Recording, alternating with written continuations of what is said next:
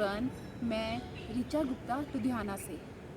तो friends, basically मैं चंबा से हूँ और मैं 15 ईयर्स से लुधियाना में मैरिड हूँ। मेरा एक बेटा है और मैं जॉइंट फैमिली में रहती हूँ। तो फ्रेंड्स, मैं बात कर रही हूँ 2018 की। 2018 में ही मैं गोलोक एक्सप्रेस के साथ जुड़ी और मेरे मेंटर्स के कहने पर मैंने अपने डिवोशनल प्रैक्टिसेस पे वर्क किया, जैसे कि भोग लगाना, नाम जाप करना, एकादशी के फास्ट रखना, लड्डू गोपाल की सेवा करना। मैंने देखा कि मेरी लाइफ में बहुत पॉजिटिव चेंजेस आना शुरू हो गए। इनफैक्ट मुझे लगता है कि गोलोक एक्सप्रेस के साथ जुड़ना ही मेरा एक डिवाइन एक्सपीरियंस है। तो आज मैं आप सबके साथ अपना एक दिव्य अनुभव शेयर करने जा रही हूँ। तो फ्रेंड्स, ये बात है 2018 की। मैं अपनी लाइफ में बहुत परेशान चल रही थी। मेरी लाइफ ऐसी थी कि मुझे लग रहा था कि कोई रास्ता ही नहीं है अब आगे चलने के लिए। तो ऐसे ही मैं अपने घर पे एक दिन बैठी हुई थी, तो मैंने सोचा कि क्यों ना मैं टेंपल जाऊँ। मैं रोते रोते अपने बेटे को मैंने लिया और मैं टेंपल चली गई। वहाँ पे जगन्नाथ जी के सामने मैं बैठ के प्रेयर्स कर रही हूँ और मैं रो रही हूँ कि भगवान प्लीज़ आप मुझे कोई रास्ता बताओ, मैं क्या करूँ, मुझे कुछ भी समझ नहीं आ रहा है। बेसिकली मैंने अपने आप को भगवान के आगे उस दिन सरेंडर किया।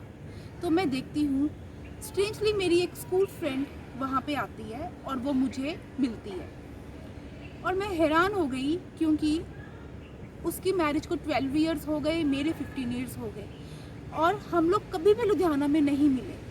हम फर्स्ट टाइम लुधियाना में मिल रहे हैं और वो भी टेंपल में। और वो भी रचना सूद मेरी फ्रेंड जो है वो मेरे से शेयर कर रही है कि मैं यहाँ से क्रॉस हो रही थी तो मुझे ये टेंपल दिखा तो मैं दर्शन करने आ गई। तो इनफैक्ट मैंने उससे अपनी कोई बात शेयर नहीं की, लेकिन फिर भी उसने मुझे कहा, रिचा तू गोलोक एक्सप्रेस ज्वाइन कर। तो जैसे सब कहते हैं कि यार मेरे पास टाइम नहीं है, मैंने भी यही कहा, देख रचना मेरे पास टाइम नहीं है, मैं ज्वाइन नहीं कर सकती। लेकिन उसने मुझे बहुत मोटिवेट किया कि रिचा एक बार ज्वाइन करके देख मेरी लाइफ बहुत ट्रांसफॉर्म हुई है, तो एक बार तू ज्वाइन करके देख। तो उसके कहने पे मैंने गोलोक एक्सप्रेस ज्वाइन किया।